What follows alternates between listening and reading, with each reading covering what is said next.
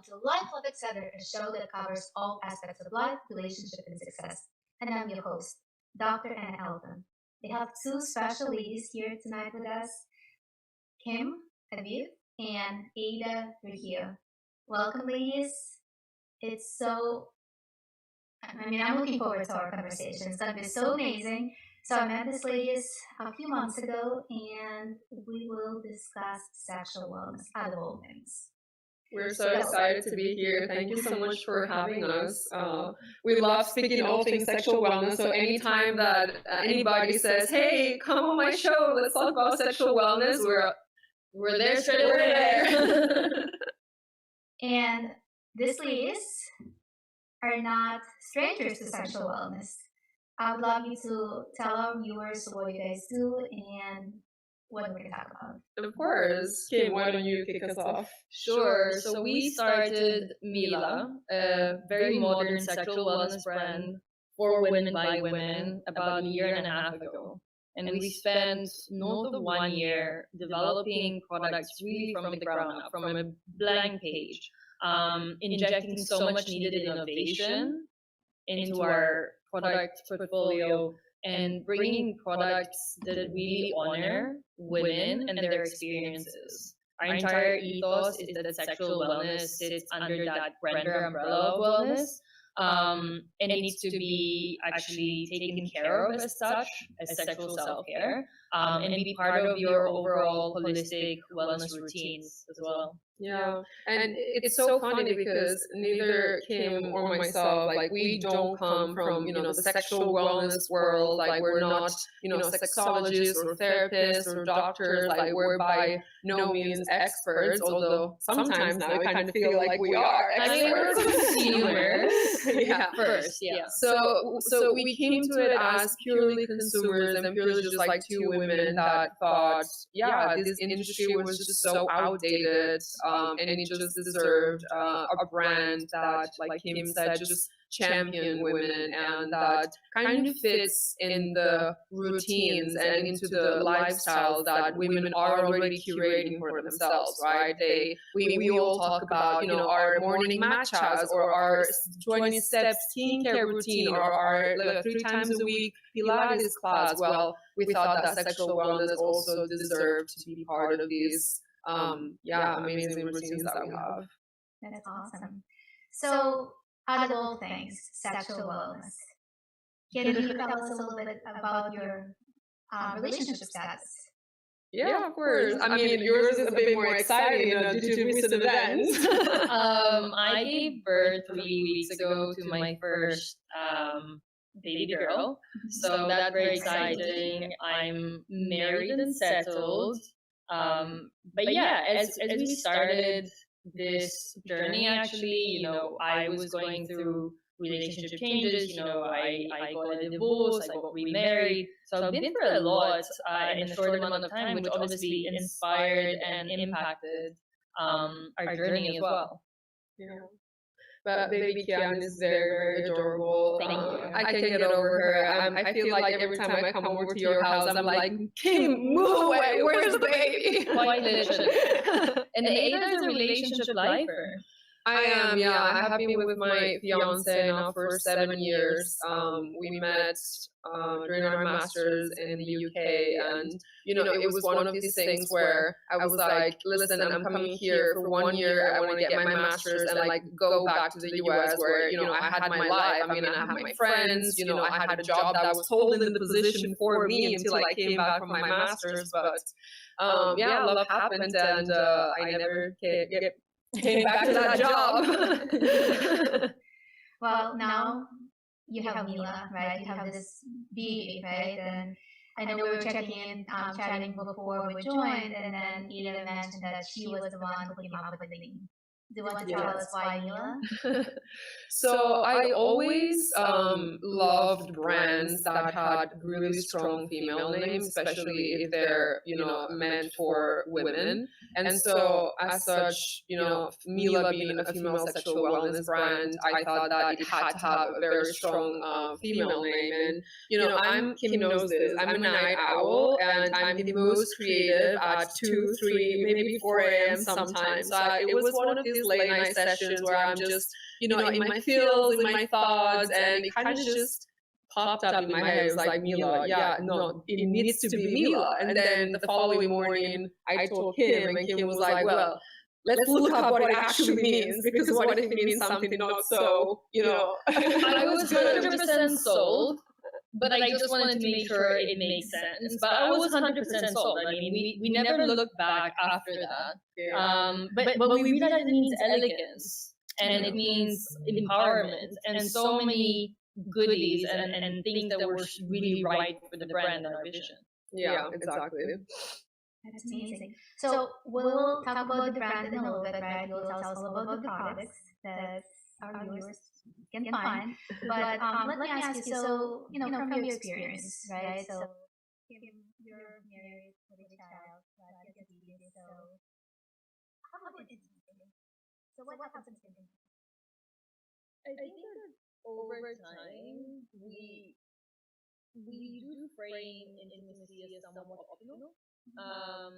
Life gets in the way. It's easy to deprioritize intimacy because it doesn't have very clear deadlines. It's not like, oh, I need to feed the baby. I need to be very productive and set, kind of hit certain goals of work. I need to bring the baby to the doctor. I mean, it's much easier to frame the success when it comes to very easy to measure or logistical items.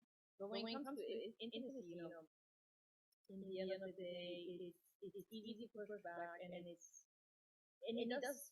It can fade if you don't give it the attention that it deserves.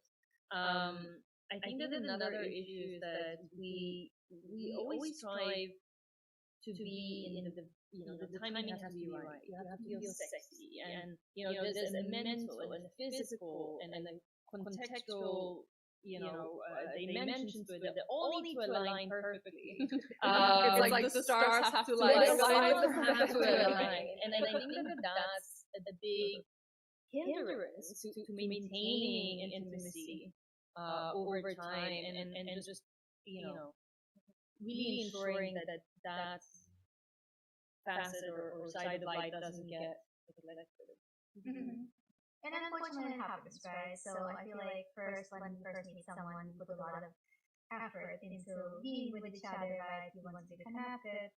Um, and so I think we need to victimize this. So, goodness. And the lights. And Everything is happening at Let's the same see. time. Let's see. Yeah, we have technical difficulties, but it's okay.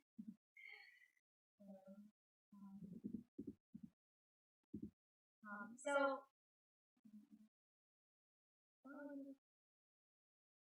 so what happens?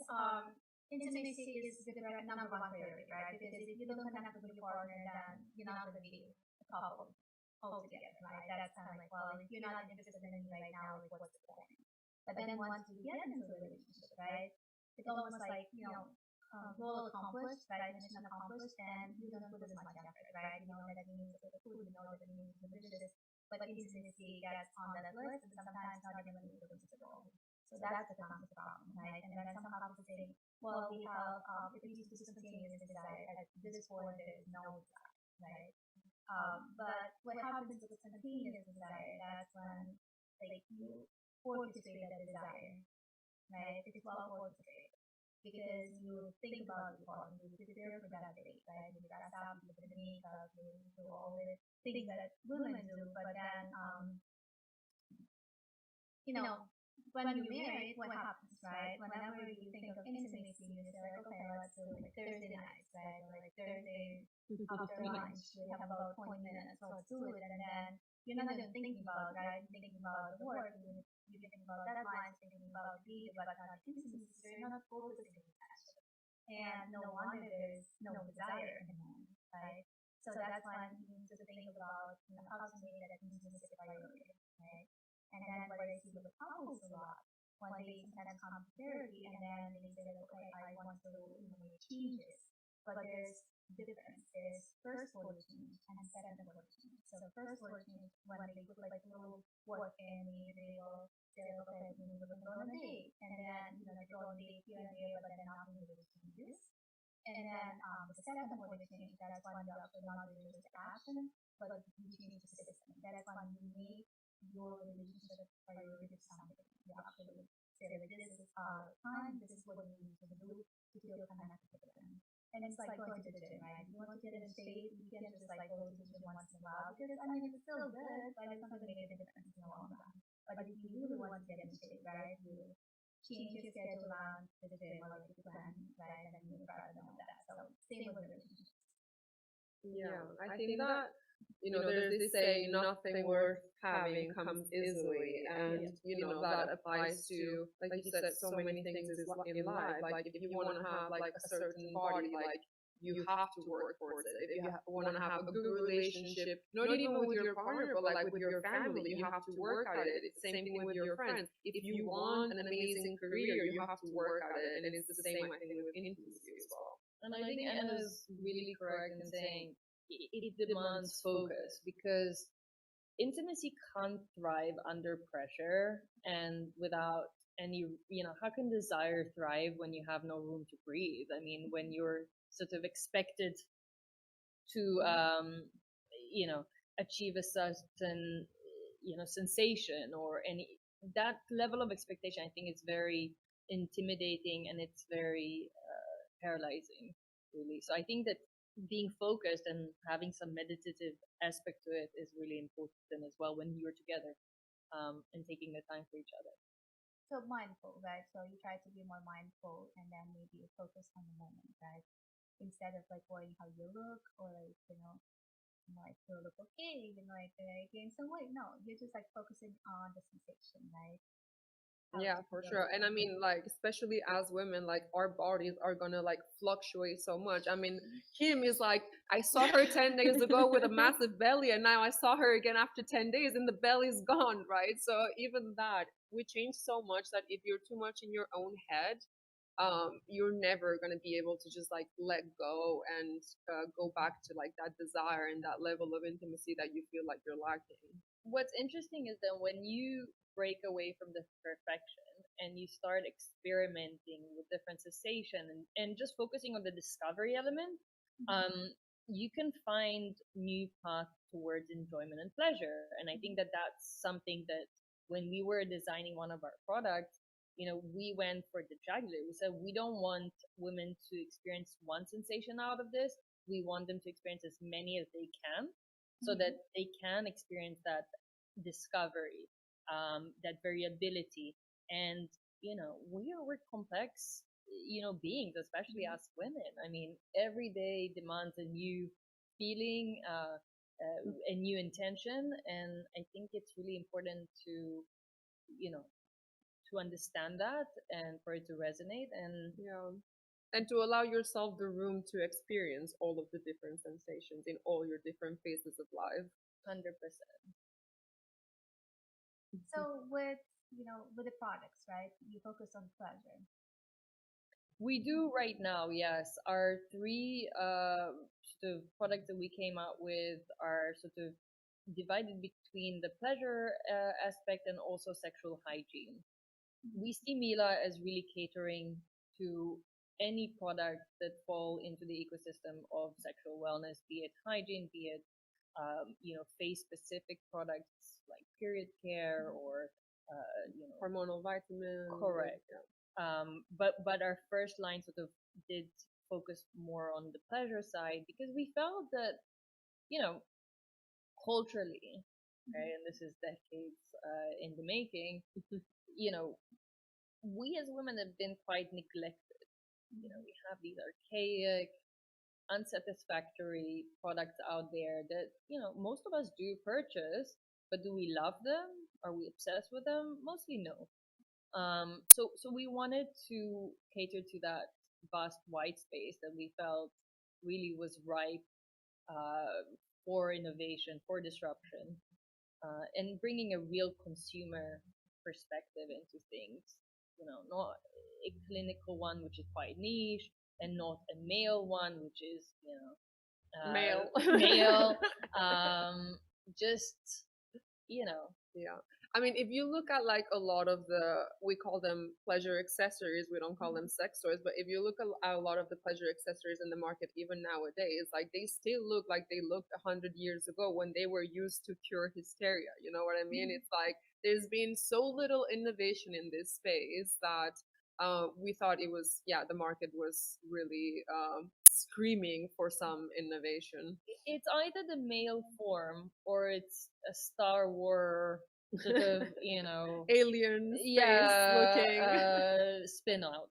So neither of them are that attracted to women, and we just figured, you know what, superficially even, wouldn't it be nice to have an artifact that is, very delicate, that is beautiful, that is soft to the touch, and uh, That you can live on your nightstand yeah. without like being scared that your kid is gonna, like come into the bedroom and get scared. So you just want to make sure that you protect their mental health, right? They're not scared from and life. encourage mental health. Yeah. So that's like one side of the coin, and the other side of the coin is, our intimate gliding mist, which, it's a modern take on traditional lubricants with amazing skincare grade ingredients like collagen, aloe vera, centella, like you name it. I mean, we use all of these ingredients for our face and for our bodies. Why not also use it for our intimate areas for additional hydration and moisture and elasticity, right? And of course it's pH balance, which this was another kind of like shocking discovery for us when we tested, a lot of the competitors in the space when it comes to lubricants. I mean, a lot of them, like a lot, are not even pH balanced for the microbiome, and that's why many women out there that use this kind of lubricants have to like either run to the bathroom to like wash off immediately, or you will get a UTI or some kind of irritation, right? So very kind of skincare focus and led. The bottle also looks beautiful. It fits perfectly with the rest of your makeup and skincare. And then the last product that we have right now is our intimate collagen wipes, which are just like, sure, perfect for like before or after a hot date, but also, after a long flight or during a long flight. I mean, when we do these like, Miami to London 10-hour flights, I always need like a little refresh, and they're just super convenient and yeah, good for your skin in the long run as well. Awesome. So we have all the fun things, right, that couples can have, women can have, right, so at their disposal. But so let's talk about long-term relationships, right? You're both in long-term relationships, right? You experience the motherhood. So what happens? Either for you, like, is there anything that kind of you notice? For example, what I see with couples, right, usually start with attraction, right? We're attracted, we're excited, and then we get the commitment, and that's the phase where it's good, right? It feels safe. But at that point, it like dulls the desire, right? So Mm-hmm. because usually in the beginning of the relationship, you have cortisol. Cortisol is stress hormone, but just enough to make it exciting, right? So then Mm-hmm. when commitment comes, that cortisol dulls and the desire dulls as well, right? And then a lot of couples, long-term relationships, they hit the stagnation point, Mm-hmm. right? And the whole thing is like 7 year pitch, right? That's when like it's you're really in stagnation, right? You need to do something about it. And but the good news is with desire, like communication or like anything, it's the U shape, right? I call it the wave of desire, right? It starts high, it can dip, but it can rise again, right? And but you need to put work into it, right? You need Of to course. kind of look at like see like what you like about your partner, right? You need to rediscover your partner because I feel like we just don't talk to our partners. We assume we know everything, right? We start like looking through this lens of like he or she is there and you're not Mm-hmm. interested anymore, right? But if you start like looking, it's like, oh, this is actually kind of hot. So, is there any tips or tricks that you have personally that I helps mean, you to get rid of I'm She's exactly at the 7 year 7 years, age. yeah, a bit over 7 years. I mean, I'm definitely not an expert, but this is something that I noticed, in my relationship in the past years, but also, talking to friends and people in my own life.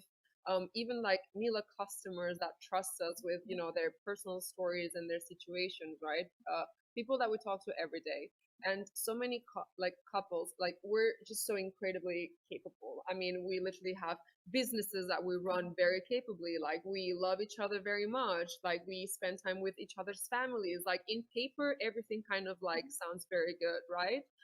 We're building careers, lives together. But from the outside, it might seem good, and then in the inside, it's a bit like, okay, like if we actually take a second to look at what is happening in this relationship, it's probably a bit different than what people think is happening in this relationship, right? So yeah, like today's society and today's level of business, like it hasn't been experienced before by anybody, right?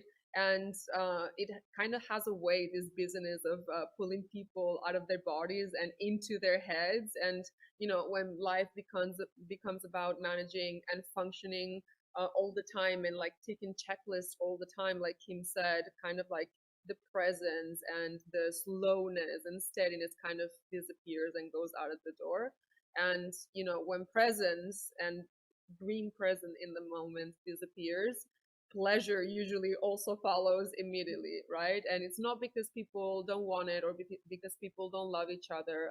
It's just because there's no space left for it. And in that space, you know, kind of shame or almost like self confidence issues also start creeping in very quietly, and people, you know, start wondering, oh, like is this normal? Like why don't I feel like, you know, so hot and bothered all the time, like all of these movies that we watch? And instead of talking about it, what, you know, most people do is just internalize it, right? And that just, I believe, makes things worse.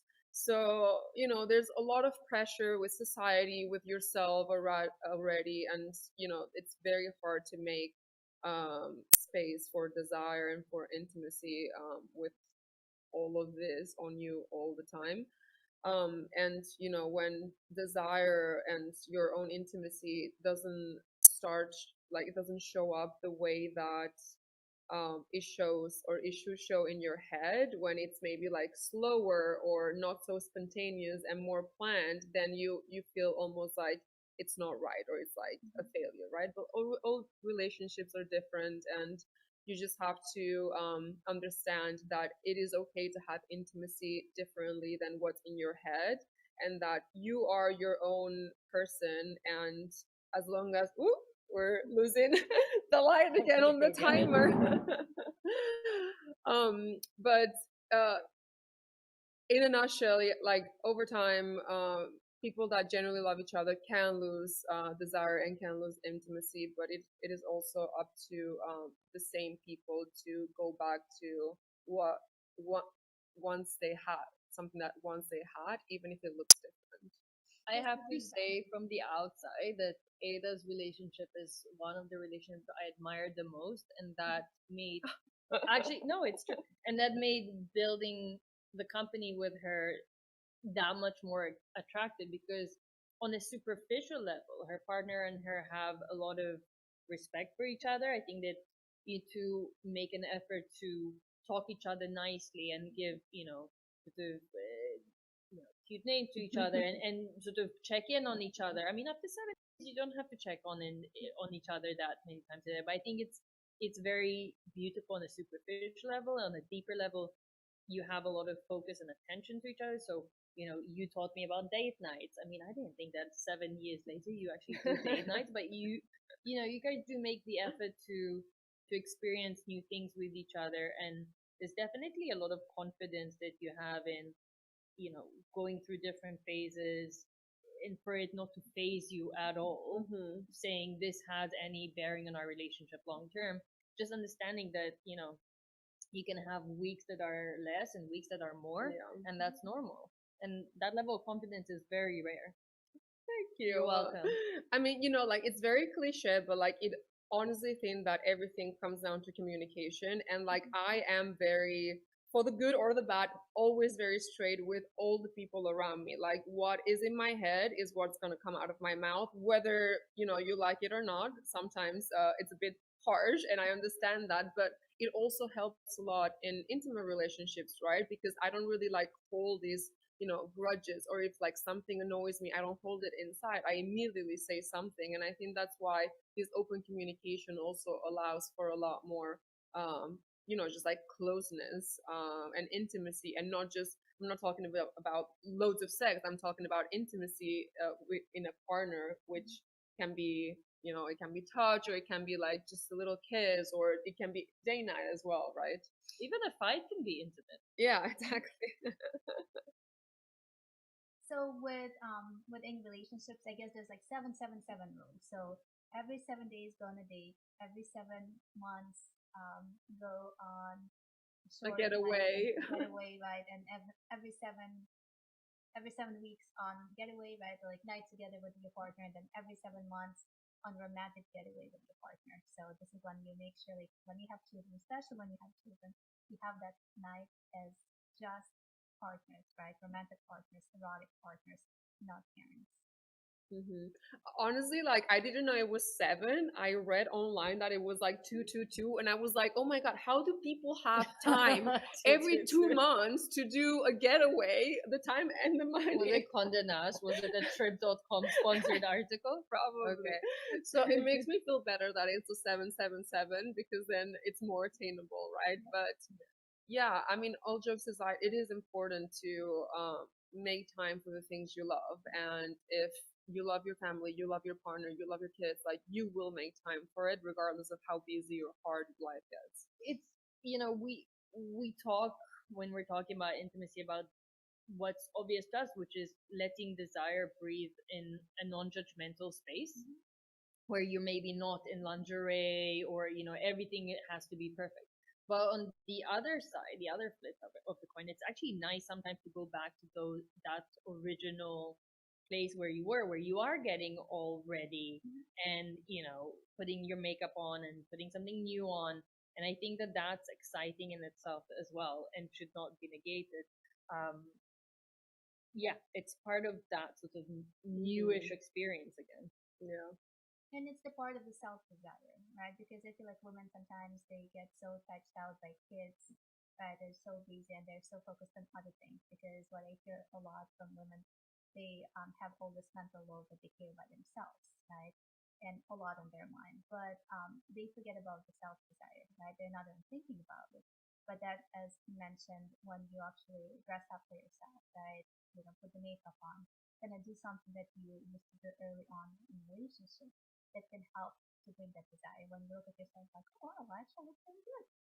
Yeah, and I do think that like the number one kind of like rule for success for intimacy with a partner is feeling confident and good about yourself, because if you don't, I mean, if you don't like yourself, it's kind of like who's gonna like you know what I mean? So it's so important to take time to, we talked about this actually, like in the last few weeks when we saw each other, and I was like, we're always so rushed, but like, why don't you, instead of just taking a 2-minute shower and getting out of the door because you have 50 million things to do, like, why don't you light a candle? Why don't you use that scrub that's been sitting on the shelf for like 3 years that you haven't used, right? Why don't you feel your body and like touch yourself? Or I think use a Mila product with your partner, exactly. yeah. These are ways to really bring your confidence up, right? That will help you also in feeling more confident with your partner. When we're designing our products or when we're defining how our brand would look and feel, our packaging and everything, we're very conscious of how would be the experience when you bring this in front of a partner. Are you going to be ashamed to bring this? Are you going to be empowered to bring this? Is it going to be fun? Regardless of whether it's a new partner or a long-term partner. And I think that played a lot of part in how we shape the experience from start to finish. So that you can put that beautiful dress on, you can bring your beautiful Mila product Yeah. into the table and into this The bedroom. the bedroom and this fun night. And yeah, curation is important. Curation can be fun. So what I was thinking, and I know we started this conversation, how do we talk about intimacy, right? So communication is number one issue why couples struggle. And now think about the next level is intimacy, right? How do you talk about sex? I feel like people can't even talk to each other, never mind talk about what they need in bed, right? There's a lot of guilt and shame, and they don't know like how to start the conversation. And I heard the story where like woman was like trying to like think of like how to spice up their sex life, right? And she asked her partner like, hey, what kind of porn you like to watch? Mhm. And he got really uncomfortable and said the normal kind. It's What's almost the like normal okay. I kind? feel like all men like the normal kind. So, but this is where like kind of like okay, I don't know what to ask next, right? And Mhm. that's where the conversation stops. So, and I just think like I want to talk about like the importance of checking in, right? About intimacy, what's working, if you want to bring something else, if you want to, if, what's missing, right? For example, sometimes partners fall into the same pattern, right? Like where one initiates and another, like hopefully does not reject, right? That's the hope. But Mhm. one initiates, another like the second one follows, right? And then like at some point they don't realize and they follow the same pattern until one says like, well, you never initiate, and I kind of missing this part, right? So that's when you kind of bring it in non-judgmental way of saying like, hey, I kind of want like a little bit more of initiation. I want a little bit more seduction, right? I Mhm. want a little bit more of mystery or play, right? That's when you can bring newer products, right? When you Mhm. mix it up a little bit, and you want to bring something new and exciting. Yeah, I mean, I think that the number one is just like open communication. But if you don't have that relationship or like you feel unsure as to how to approach like sexual topics, nowadays there's just like so many tools, like from card games that have like spicy questions that you can just like it's easier for a lot of people to just like buy a little card game with like spicy questions and introducing that to their relationship versus just like having a wide open conversation, right?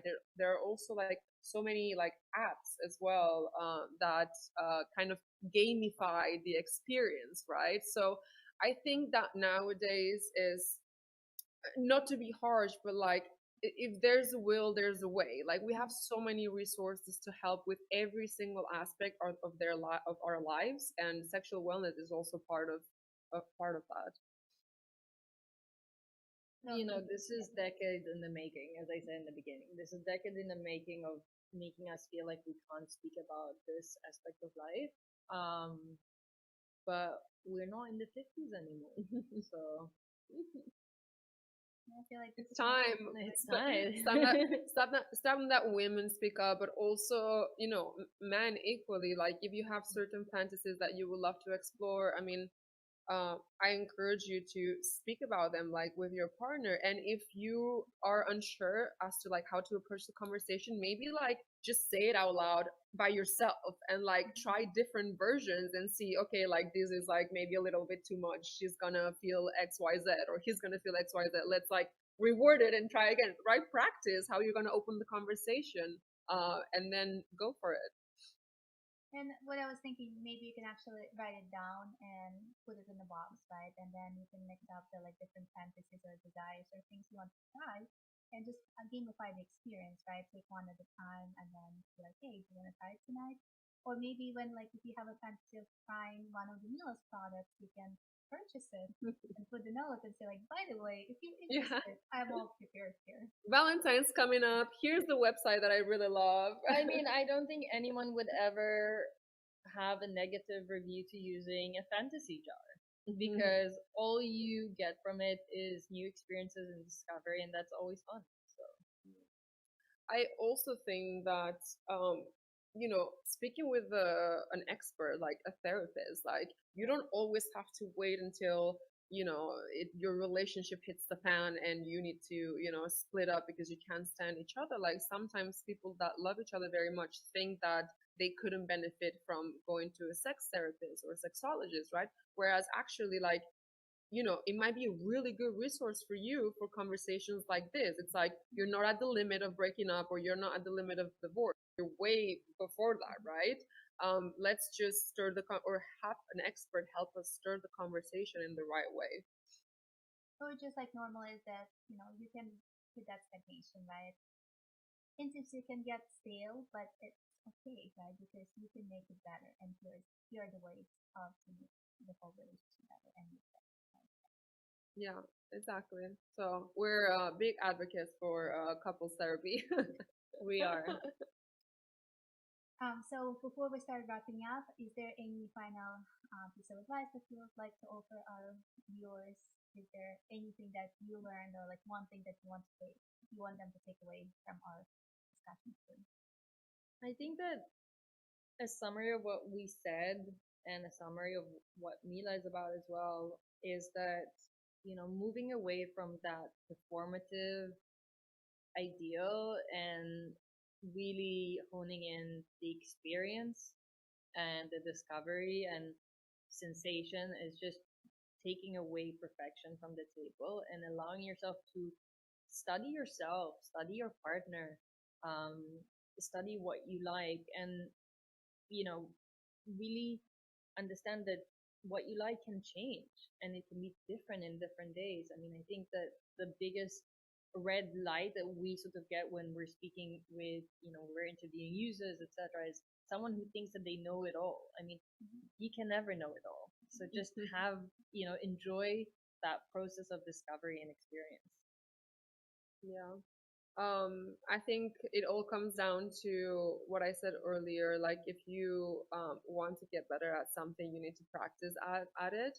And the more you practice, the better you will become at it. And the more you're going to like it, right? Because who doesn't love being the best in the game? So everybody has homework for tonight. Yeah. Go practice. Exactly. And I guess the one final thing that I think everyone needs to keep in mind is giving grace to yourself and to your partner, right? It will not always be absolutely 100%. It doesn't need to be, right? It doesn't need to be always fast. It doesn't need to be always slow. It can vary, right? And that's why it's exciting, right? Yeah, exactly. It's kind of demystifying this idea of desire and intimacy that the media has put into our heads, that porn has put into our heads, and TV shows, and novel romances and stuff like that, and really just make it your own. Sometimes intimacy can be at its highest and nothing happened in reality. Well, can you let our viewers know where they can find Mila products, where they can get in touch with you guys? Of course. So our website is live as of 2 months ago, recently launched. You can find us at www.heymila.co. Or we're also on Instagram at heymila.co. So it's very easy. And actually, like, Kim and I are the ones that respond to all of the DMs, all the emails that come in. So if anybody wants to get in touch, just know that it's going to be us. Yeah. Awesome.